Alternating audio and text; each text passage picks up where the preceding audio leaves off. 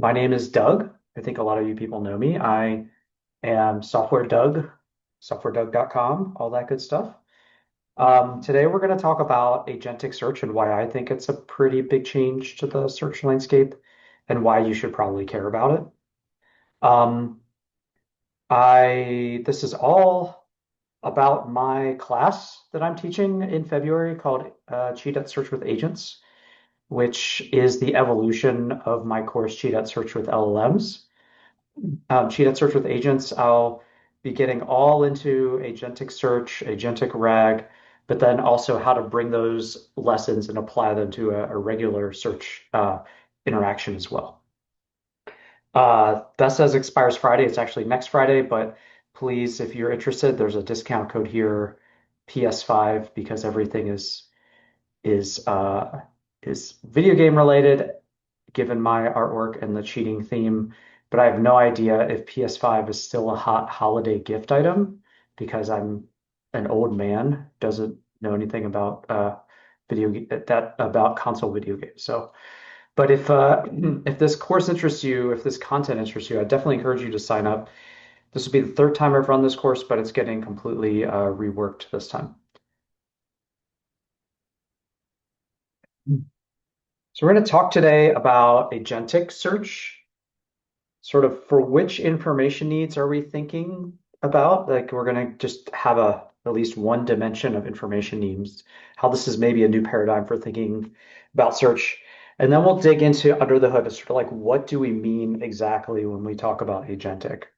And I really want you to think like be thinking about how does this change how we think about many classes of information retrieval problems beyond, I think in many ways, well beyond what sort of the RAG wave has done so far. So one dimension, these are not the only dimensions. There are many dimensions, but one dimension to think about information needs. And when I say information need, I should define that term. It's basically an information need is kind of a user's intent. It's like I'm going to a search application because I want to, on the left, find a poster of Bender because my son likes Futurama and he needs some artwork in his room. It needs to be kid friendly, yada, yada, yada.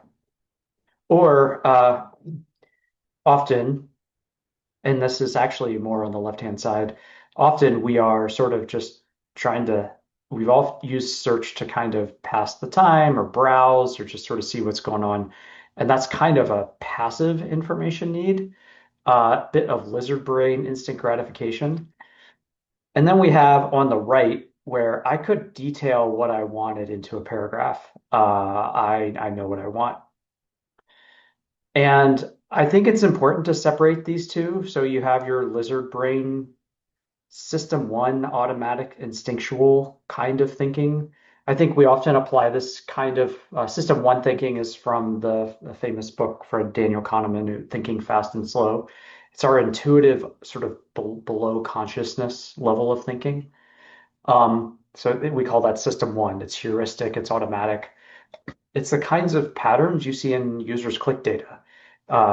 Like users tend to click on plain black fashion items, and they might not even be conscious that they're doing that. They don't want some weird flowery thing. That's a pattern I've seen at many jobs by now. Often decisions based on emotion and, wasting time looking for music on YouTube, kind of like semi-passively looking for a poster for my kid. Uh, that kind of thing, shopping for fun. And then you have maybe the other end of the spectrum, which is the active problem solving side, searching for my job.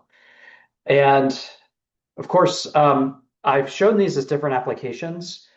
Really, these are ranges of information needs, and you can imagine shopping where it's very intentional and I know exactly what I want and I have a very detailed specification.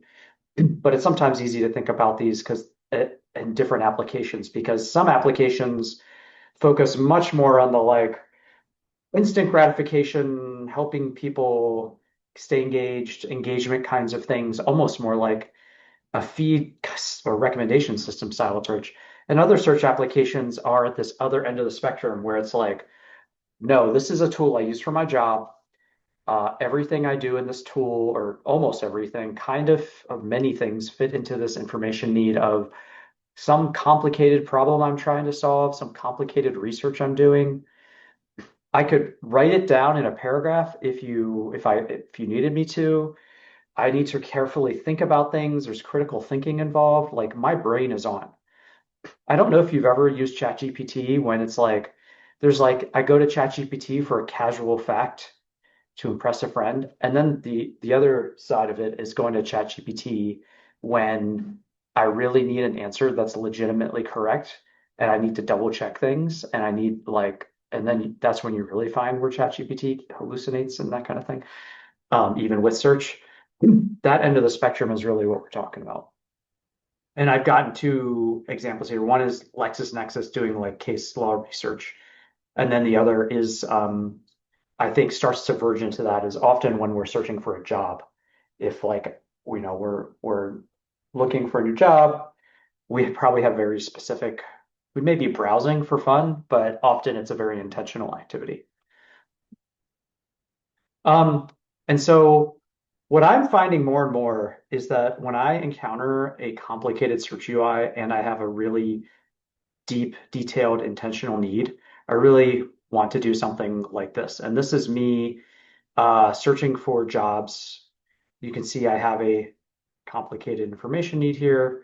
I'm searching for a job, and I'm using an agentic browser to use LinkedIn's job search. And it's doing all kinds of stuff with LinkedIn behind the scenes. And then eventually I find this job that's like talks about if you read the query, it was like, I want to be near downtown Charlottesville, walking distance, that kind of thing. And it starts to highlight those kinds of things to me.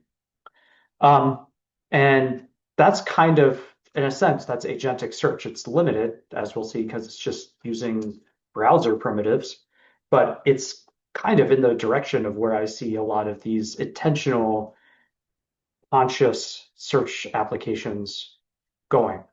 Because often I feel like the more painful thing is to actually try to use the search myself, because every one of these advanced search tools are different. I've got to figure out how the filters work. It feels I have to like scan through these results to figure out if it's actually mentioning downtown Charlottesville. It feels very manual and a lot of work. And when these search applications, and you can see I'm like going to other search tools now, and like trying all kinds of things, Control F, like looking at the filters. Like it's a lot of work to like figure out every search UI differently. So agentic for searchers with complex intent, with conscious intent, detailed intent, I can give you a full narrative of what I want to accomplish. I It will analyze results and reformulate for me, and it will summarize what came back against what the user cared about. And if you think about it, this flow back here when I'm like typing in individual queries, this, and we'll talk about this more in a bit, the search backend has no idea what my information need is. I'm talking through this really lossy channel. Lossy because I'm a dumb human and I'm not gonna like figure out all of the ways I should be filtering and the language I should be using for your search backend. And the search backend just has like my like three keywords to go off of Java developer downtown or something. Um, it doesn't have the full picture or the full narrative of what I cared about to evaluate results against. And it just has keywords. I think that's a huge limitation in current search systems.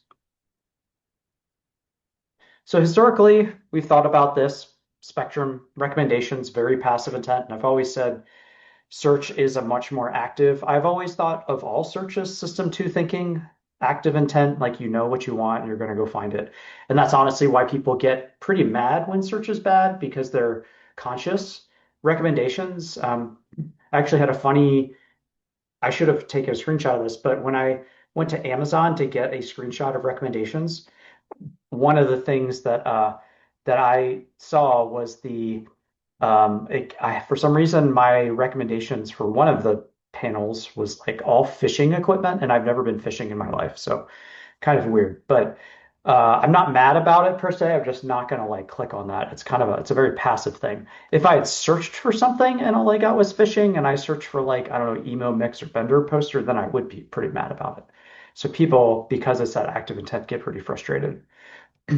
But I think there's this cleaving off of a whole lot of search applications that if you have, I just said this on LinkedIn, if you have some kind of complicated workflow based search, that's going to become the expectation from users is that's going to become more of an agentic process.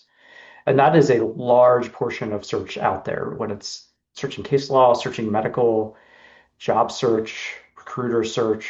Like, I feel like there's a pretty big 50-50 break in my career of like those specialized search apps that people invest a lot of money into because it's part of people's jobs versus the consumer facing search apps where it's a more of the instant gratification. We just want to make people happy.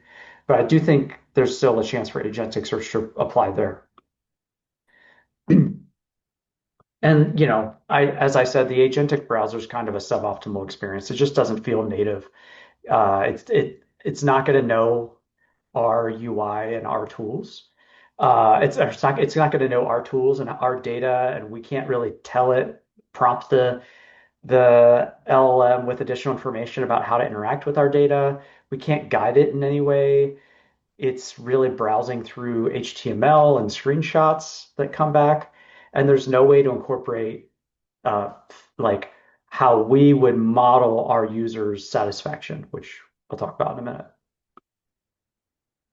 So I think, and this is actually a recruiter tool, not a job seeker tool. I think a way the industry is going is more in this direction. Uh, yeah, when I say agentic browser, I mean like comment. I think I use Atlas, but those kinds of things. And my stuff was not generated with Nano Banana right now. So far, it's just ChatGPT, which is like not as good, but it does the thing, does the trick.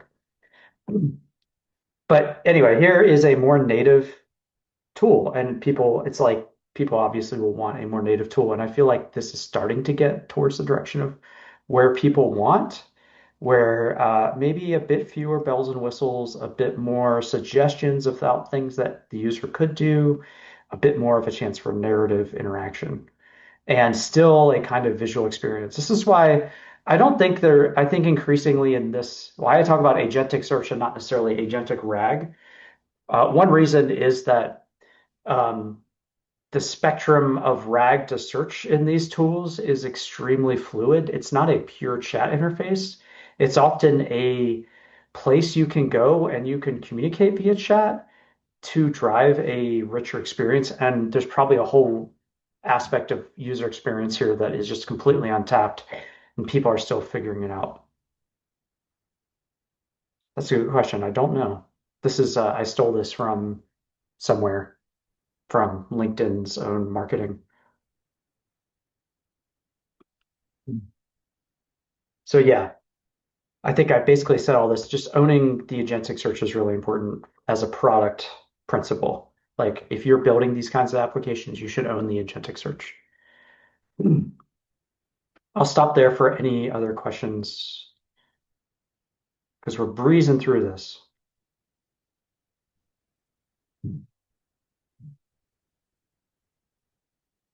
Cool. Keep going. Don't hesitate to raise your hand too, or use the chat. I try to keep an eye on it.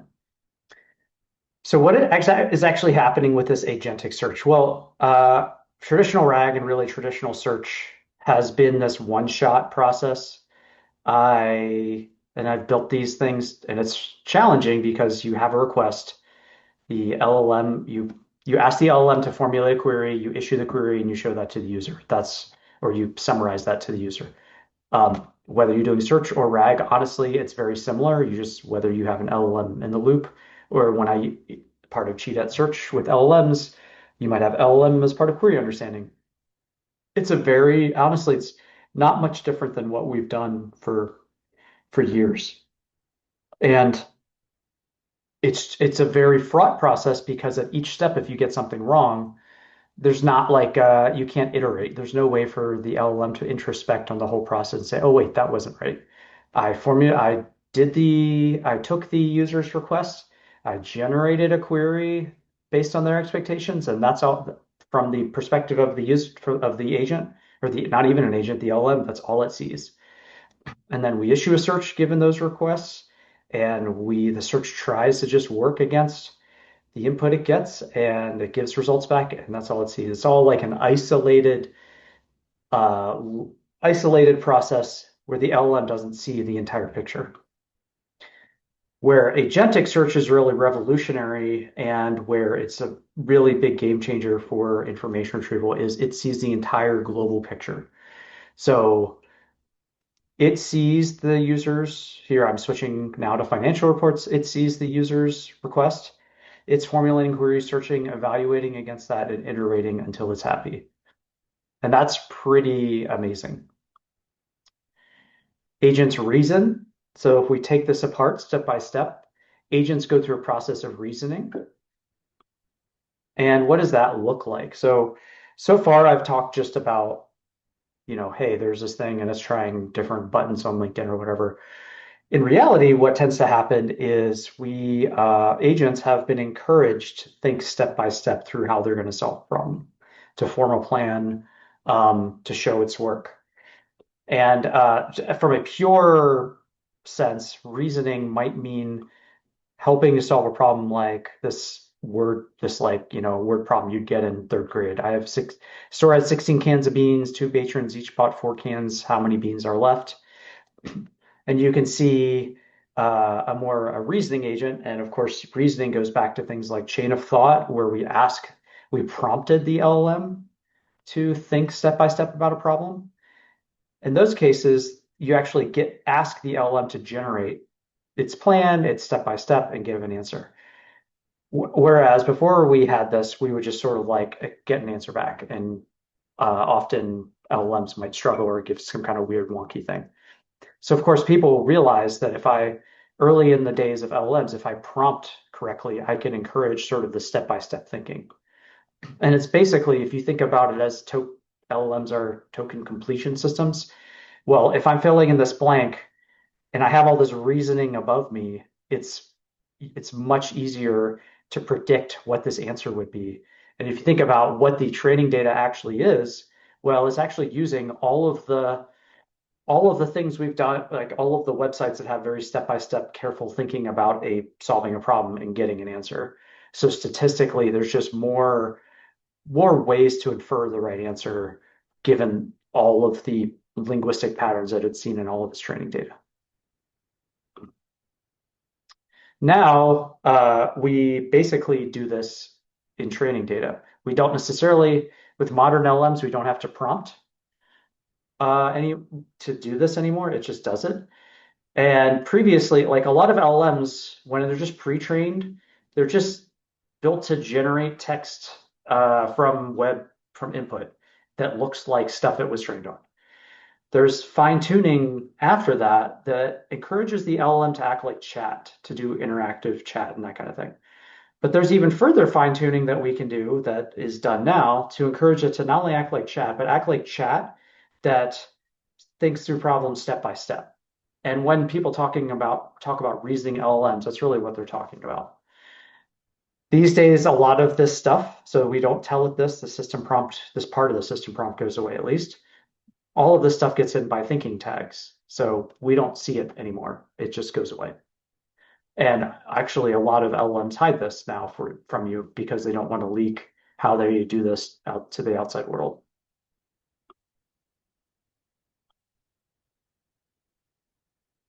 Forking. Oh, yes, that is another trick. I think I mentioned this. Yeah. So one thing people do with reasoning is they'll actually take this, and if you had a complicated problem, fork different LLMs to solve the problem, and then have something that evaluates the results that come back. I won't talk about that too much, but it's a fairly advanced thing that LLMs do sometimes. Yeah. So Agents can reason. They can sort of see cause and effect and sort of infer these things. The other thing, the other amazing ingredient is agents have tools. So we have our search tools that can go talk to the backend. We have something like who is the current Prime Minister of Canada? There's the training data actually looks like this. There's a plan, like that's the reasoning from before. Then there's actually a tool request.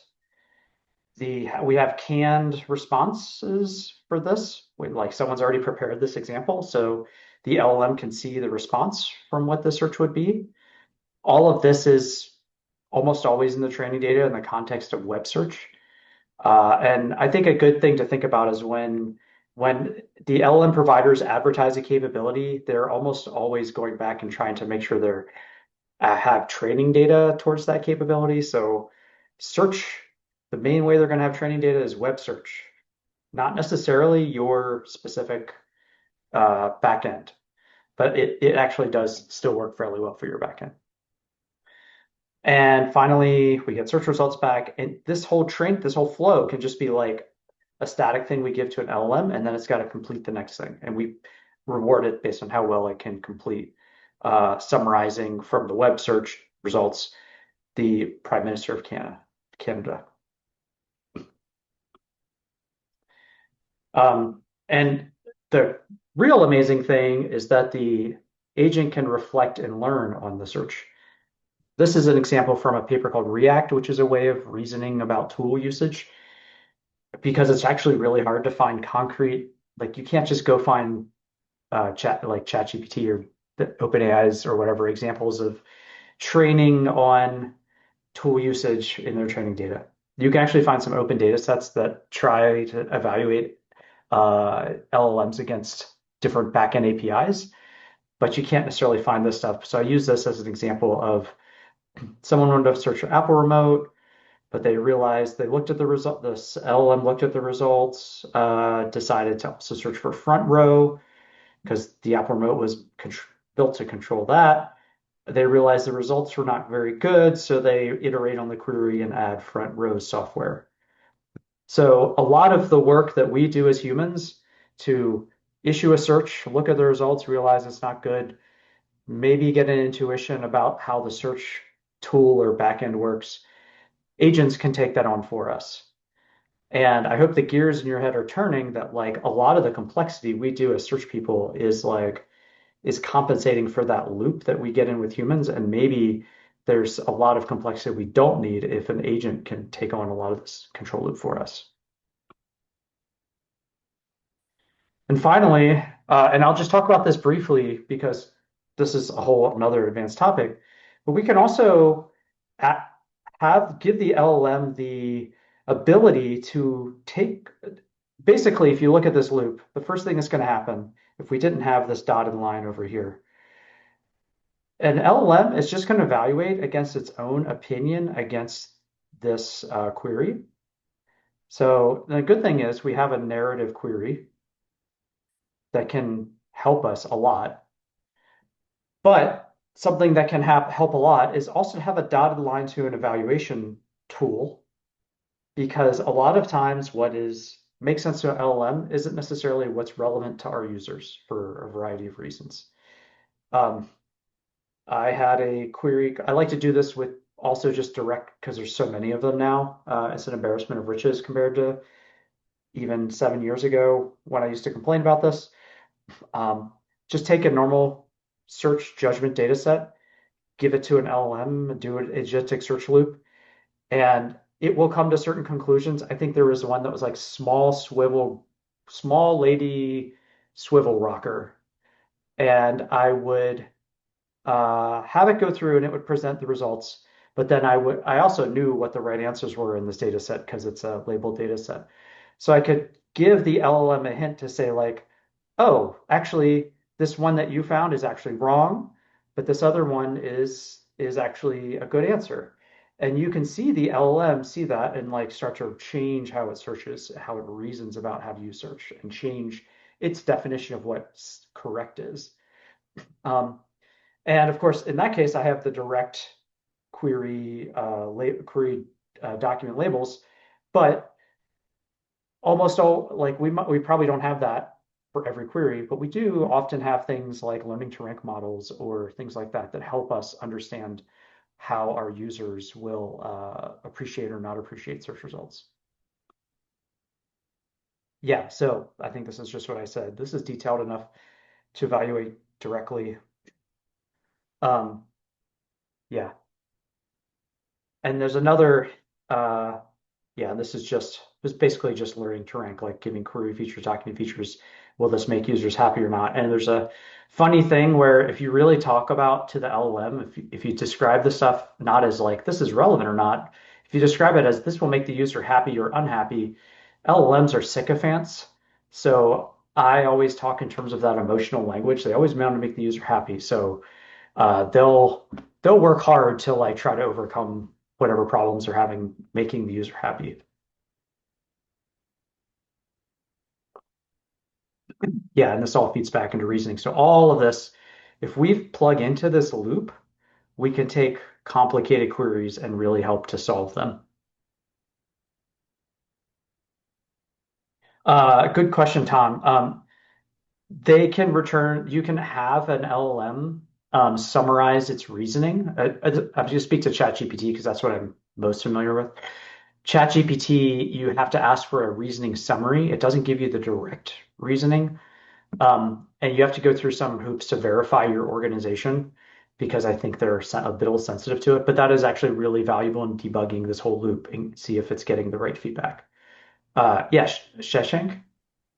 Yeah, I was just saying, but Doug, if you send any prompt these days in ChatGPT, you will see like there is some process going on at the behind. So isn't it Yeah, like that React prompt, React mechanism is triggered, and then you can see if you expand it, you can see what is really happening at the back end. So I don't know if yeah. you have noticed. Yeah, yeah, yeah, You can, and usually that's some kind of like high level summary. It's not giving you like the exact yeah, reasoning yeah, tokens it's yeah. using. But Absolutely. I just want to make one point. So in by core or by default, ChatGPT is using agentic search. Right. Yeah. Yeah. So ChatGPT's, all of the LLMs that you would, all the like chat bots that you would use, ChatGPT, Claude, Gemini, they're going to be using agentic search with a web search backend.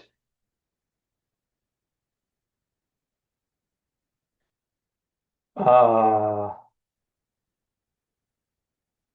so we're going to talk a little bit about how this all fits together.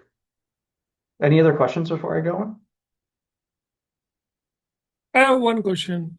Mhm. So yeah, I'm a job seeker, so I know how bad LinkedIn is, especially I'm an English speaking person, in France. So I don't understand one thing, as you have said, like right now, I don't know what's happening in the backend, but it's more like keyword search, you know. Yeah. And so why, and they have a big developing team, so why can't they crack this? Like the search should be, more, let's say, oriented towards the user's need. For example, if I just give you a very small example, there is no filter for like separating language.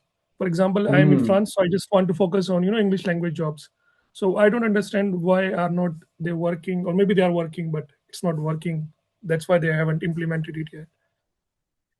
That is a great question. I know a lot of organizations that have persisted in bad search for a long time, or it's not prioritized for whatever reason, or there's always there's big company reasons like leadership churn, uh, or they're not focused on that. But I honestly don't know. I think it's a good question because it's the whole job market has switched to using LinkedIn for everything, and it's seems like they would prioritize that.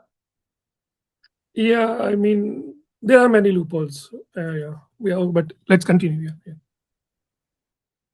yeah. So how does this actually work in code? This like everything I've described is fairly abstract so far. How does this loop I've talked about work? Well, if you've ever used any of the LLM providers over the API, you start with a system prompt, kind of generally describing the task, and a user prompt, what the user wants to do. So this is kind of like the programmer puts this in, users are coming to explore furniture catalog, use the search tool to help them, and then a system prompt. And we can have call OpenAI. tell the model, give it those inputs, and it will try to do something. But of course, nothing is actually in here to wire it up to do any kind of search with this search furniture tool. I'm switching, by the way, to a e-commerce data set I like to use from Wayfair. Wayfair is a very generously given us this wands data set, and if you follow my blog, you know it's one of my something I use a lot. But I give it these inputs, and really there's no way for it to search. So I have to describe the tool to OpenAI. And there's a specific way I give it a name and description. And I'm not showing this, but I'm really just stealing this from a Python function name and a Python doc string. Um, and then a schema, like what arguments it can accept. And not shown here, but you can give more descriptions about each argument and that kind of thing. Now, we just tell OpenAI about the tools. We pass that one tool. We can give it a list of tools.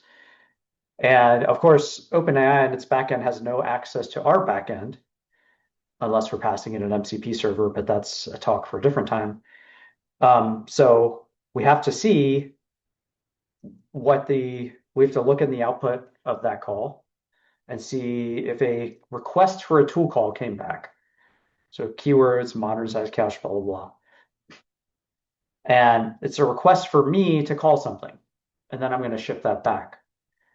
So that's what I do. I look over the output that came back and I loop, I append the response, and and then eventually we send that back into OpenAI. It's really that simple. So really what is happening is almost this callback mechanism where I give OpenAI a task. It wants to call something I've told it about. I call it on behalf of OpenAI and package up the results, give it back. It does some more thinking, and we really keep going until basically there's no more tool calls, and then I take that output. That's like a super speed run, but I'll stop there to see if people have questions.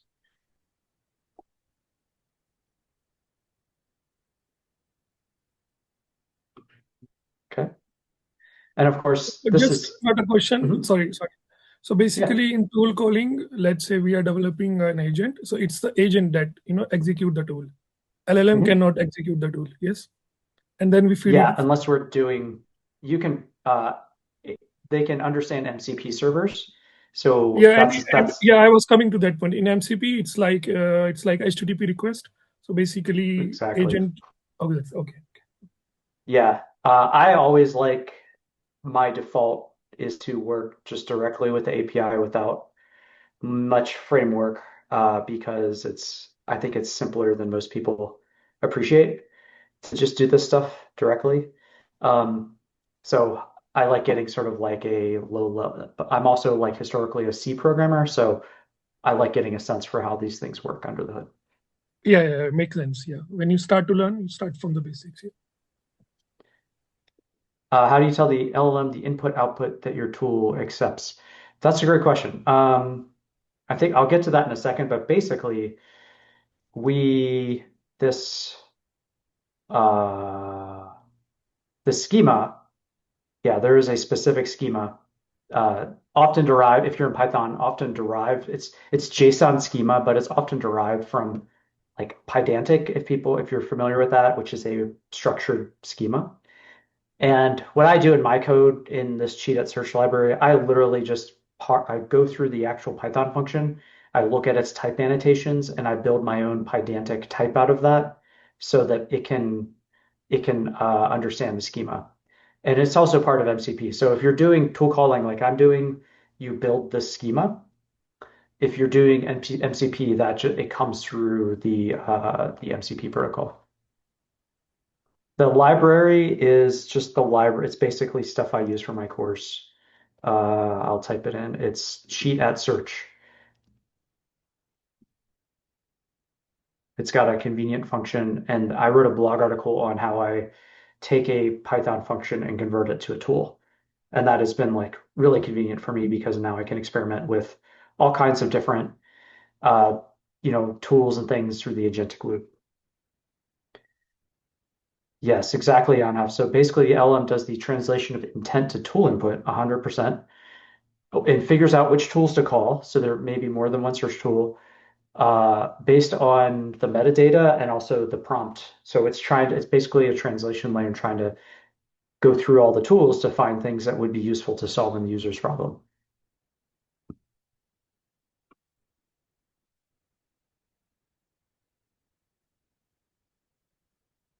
Cool, cool.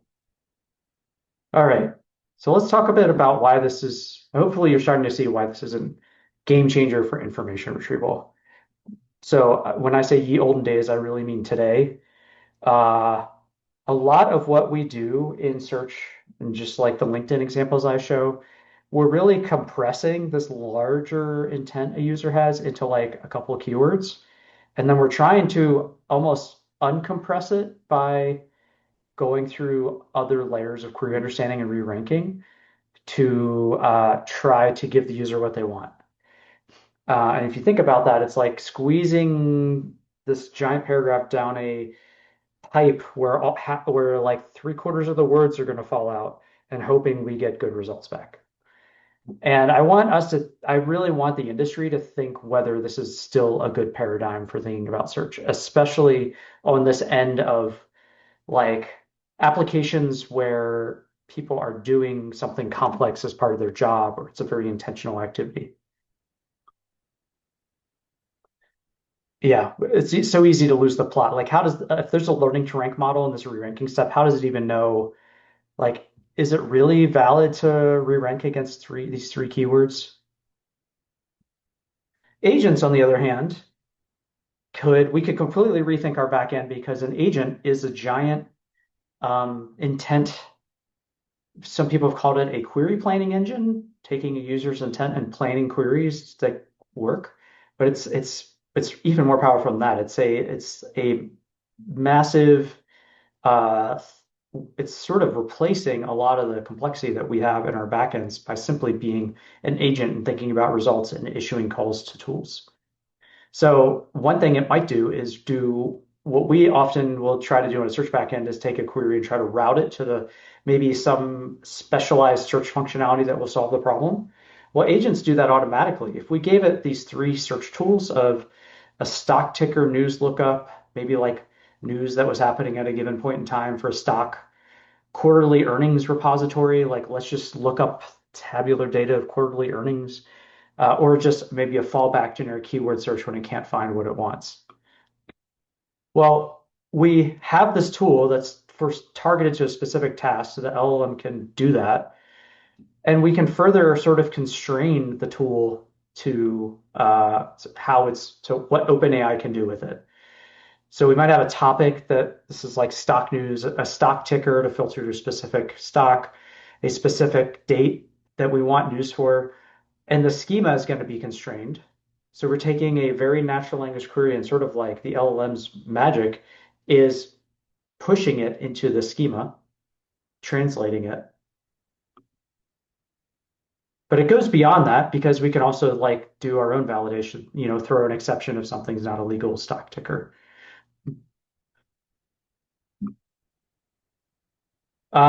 And so if we think about this, we can replace a lot of the just generic one big, I call it thick daddy search API of traditional query understanding, trying to do everything to just having an agent work with simpler tools targeted to the most important tasks the user needs to do, iterate against and be able to evaluate results instead of re-ranking, evaluate results against the user's full information need.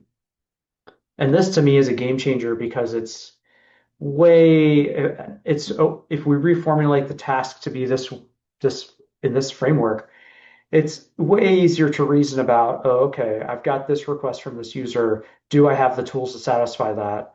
Is there a reason my LLM is not using those tools to satisfy the user? Do I need to add a new tool? Do I need to adjust a tool? Is there a specific piece of data that we would like to change a tool to accept? Are my tools behaving like they're supposed to be? Are we doing, stock ticker symbol matching correctly? those become more, to me, those are more tractable problems and more manageable problems than trying to take three keywords and figure out what's relevant or not for them.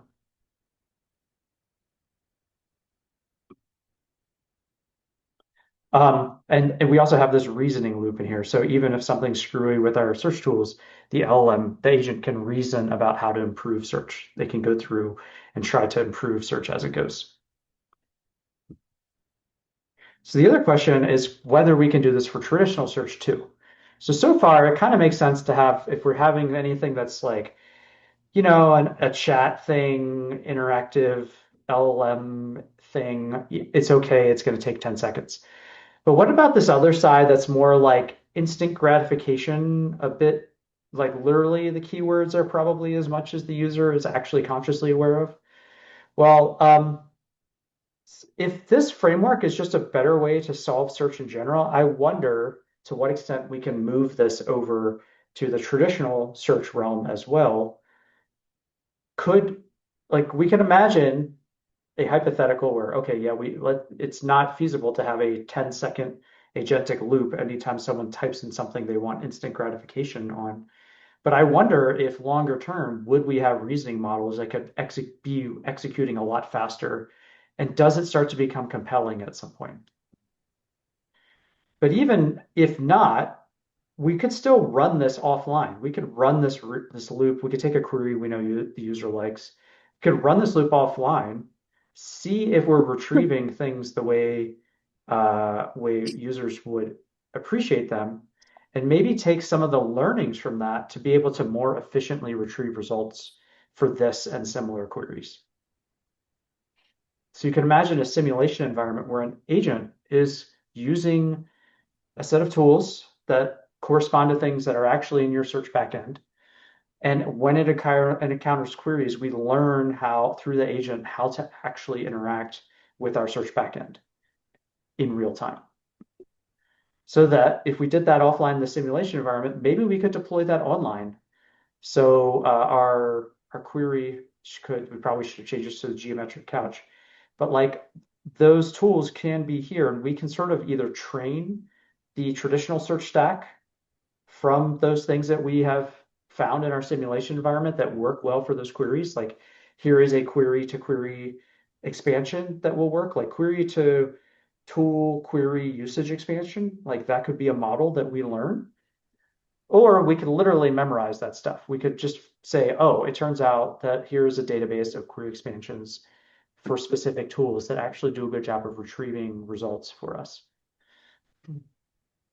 So that's really all of this is speed run of what I'm trying to get out of my course, Cheat at Search with Agents. Trying to think about whether or not agentic search can be rethought. And by agentic search, I mean the whole universe of search applications that are very focused on work and task oriented. And maybe you can just tell that they are because the UIs are very fidgety and complicated. But also how much we take this agentic approach and can we apply it to traditional search stacks? And that's really the cheating at Search Park is like, can we do things like code generation to generate re-ranking code based on what produces relevant results?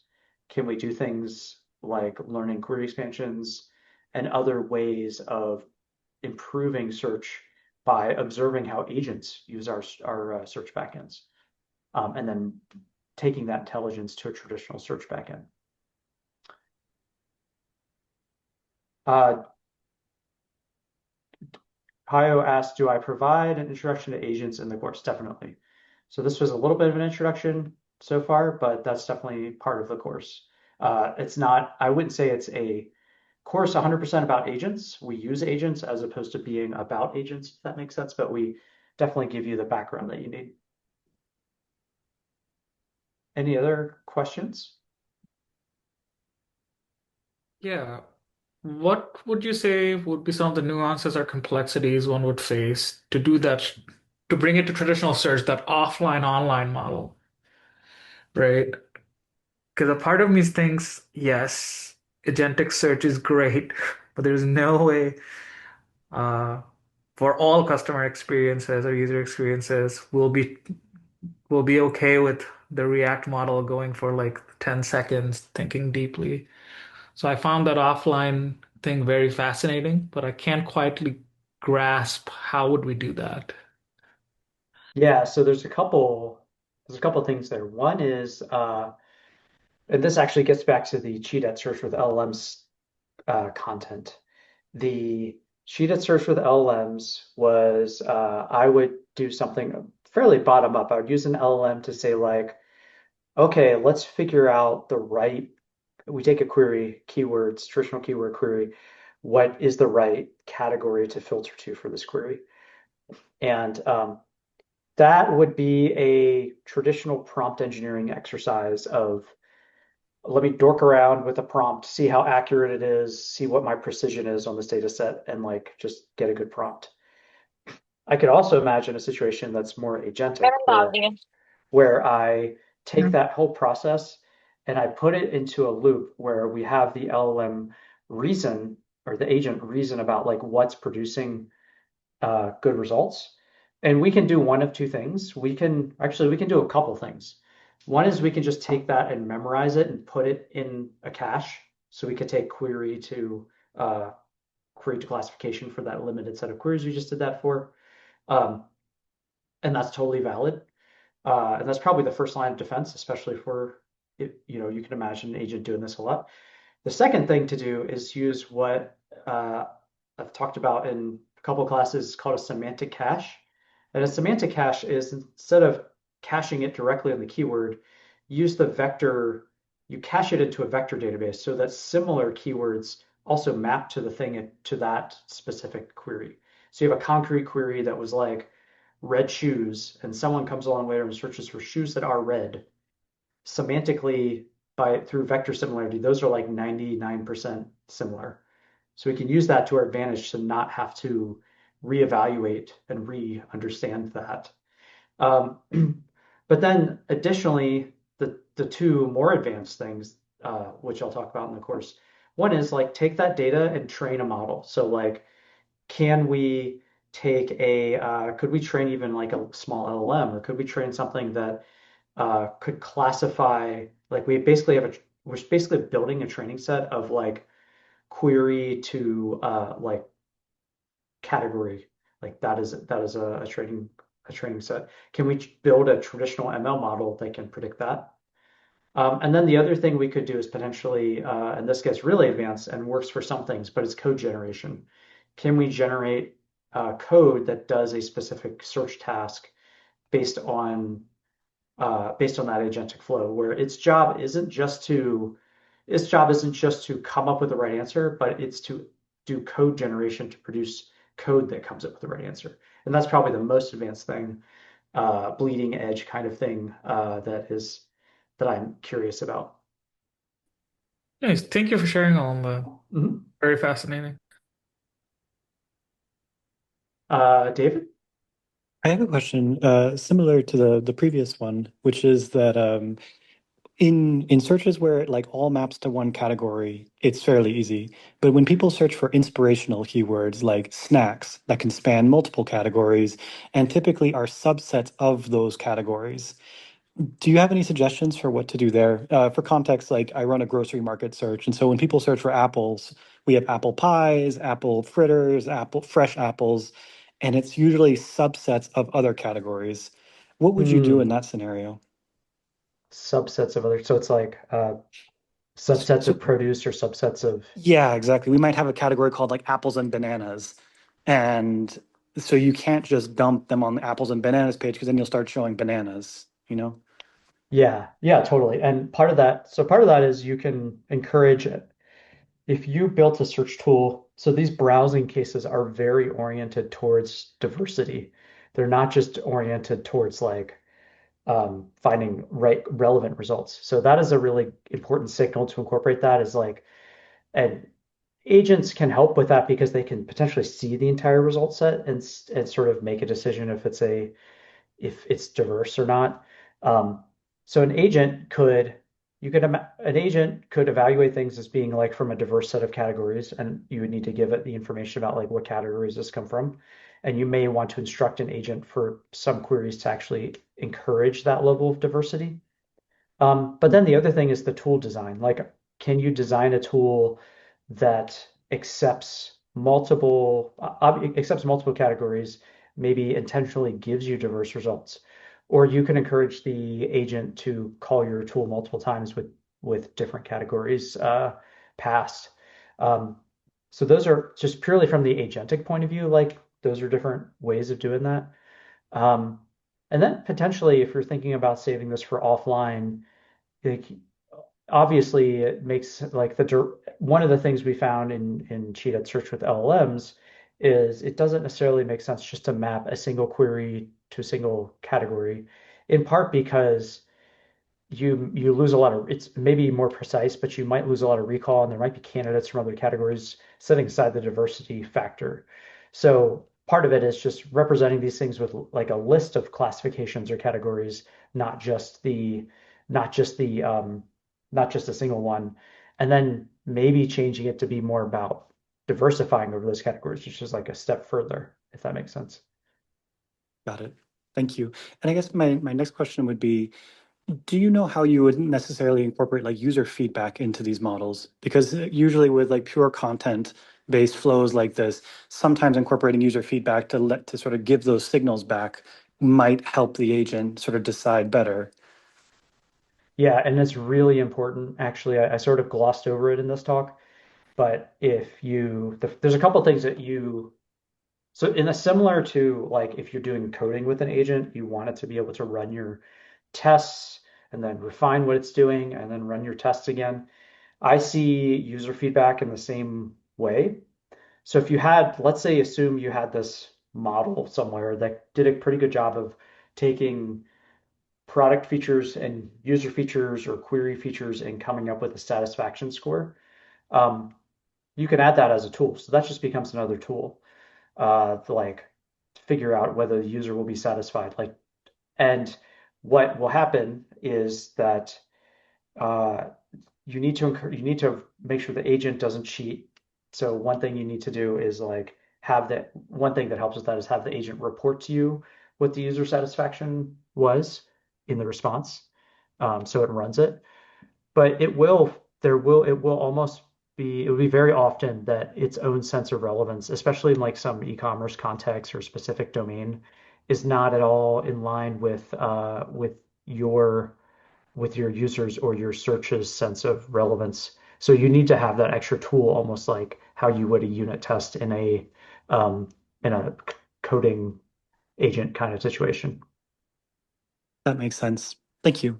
Mhm. So when you said code generation is one of the techniques, do you have like one or two sentences of what you mean by that? Is it Yeah. So you give an agent. So I have a good blog article on that. Because yeah, so an agent coded search re-ranker. Uh, so this is fun. This kind of when I was starting into this stuff. So there's BM25 baseline. This is Amazon's e-commerce data set. BM25, just traditional lexical search. If I take the same tool and I ask an agent to drive it, this is agent in the loops. This is the online case. It's like 0.39 NDCG. Um, if I if I give an agent a tool to basically code generation is you give an agent a tool to patch some code, and I start it with a really basic re-ranker. Uh, I can ask the agent to iterate and try to improve the code of this re-ranker and give it all the ways to like rerun the re-ranker against some test set of queries and improve try to improve the relevance of it. While also the other guardrail you need is to not hurt the generality of the re-ranker. So, because it will just add a bunch of like, if this query, then return these results. So that setup kind of got me halfway between direct agentic search and the sort of simple baseline to begin with. So I don't know if that makes sense, but I definitely, this will probably be an entire day in my class because it's also fun from the perspective of learning how to write your own coding agent, especially when you have a targeted task like something you care about, like search re-ranking. But I showed the blog article, but I think it's a lot of fun to play with this kind of stuff, and this goes into a lot of detail about it with some good notebooks. Okay, this is really cool. Thank Yeah, you. it's a lot of fun. I think someone had another question in the chat. LLM cost is always a big blocker. Yes. What are the thoughts about the cost benefit analysis of agentic search? That is a great question. Um, so, oh, does someone have something? Oh, the cost benefit analysis is sort of, are you able to, so first of all, you definitely want to figure out the cost per query. You want to figure out the cost of your, if you have complicated infrastructure that you're sidestepping, like that goes to possibly in the minus column. But I do think it's a consideration. It's sort of like you need to make sure you're getting the outsized gains to justify this. And the other thing I'll say is a lot of these reasoning models and things are more better supported in the frontier model situation than necessarily like Llama without some work. So that's another thing to consider. So I think that is like probably even more than the latency, because the latency you can overcome. To me, the cost is the biggest challenge. And a lot of this presupposes that this is just going to get cheaper and cheaper over time. David, did you have something you wanted to? You actually just mentioned, I was actually going to ask, like, did you have an experimentation with open source models versus paid premium models like ChatGPT, like using Quen or something as like, how smart does it really have to be if you're iterating over it and looping it? Is there cost savings by using sort of like maybe less refined models, but, on local hardware? Good question. I don't know. I haven't messed with that. So I'd be curious if other people have. Got it. If you're just using query understanding, the search tools, I would need to look at what the Olama situation is with tool usage right now, but possibly. But yeah,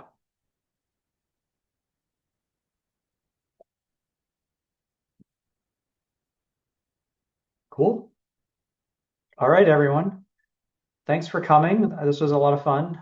Stay tuned to the Maven email list. Whoops. And there will be more events. There's more agentic stuff coming in January. Maybe I'll do an office hours next week on agentic search. But yeah, thanks all, and don't hesitate to email me or definitely come to training if it interests you. All right, take care.